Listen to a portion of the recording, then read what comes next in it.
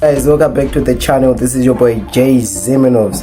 So guys, kana munhu ari kuenda kumusha ada kukwira mubhazi, pane zvinhu zvinoitika zvakawanda. So we are going to be reacting to some of the TikToks or maskits akaitwa nevanhu vari mubhazi or anything that has to do with travel kubva muno Marare kuenda murural areas. That's what we are looking at in today's video. Please like, comment, share and subscribe. Let's get traveling.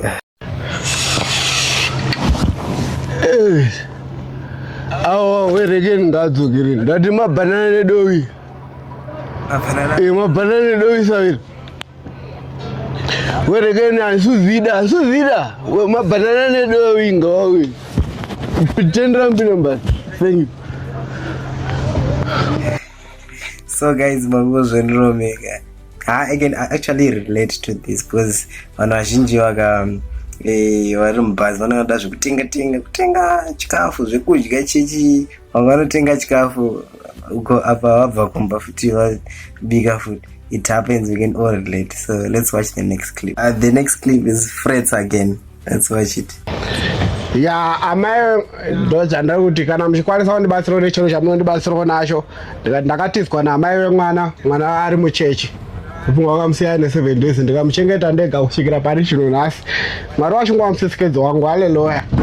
Aiwa mosema wose vanoita zvekukumbira here zvavaita. I've never actually experienced this. Vanoita zvekukumbira mubhazi but zvinoitika. Wana wangu newana wavo wafumba mere, wakafamba vega vanorongwa kumashure nehuku. Irangarerewo vana vangu muchenesewo. Tinotenda kune vatambanudza ruoko rwavo, ini ndiri kusara pano vabereki.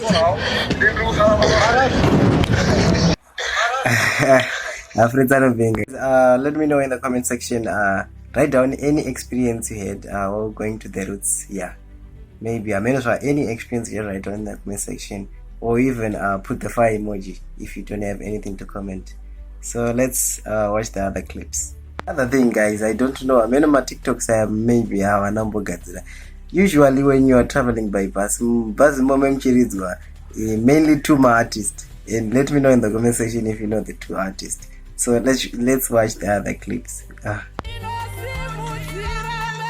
Guys, do artists of the Doctors Boy, do artists of the put every bus happening by the Doctors Boy, the classic, or even Alec Manchester.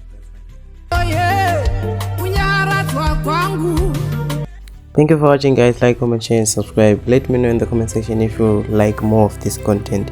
This has been Ziminnoves. Peace.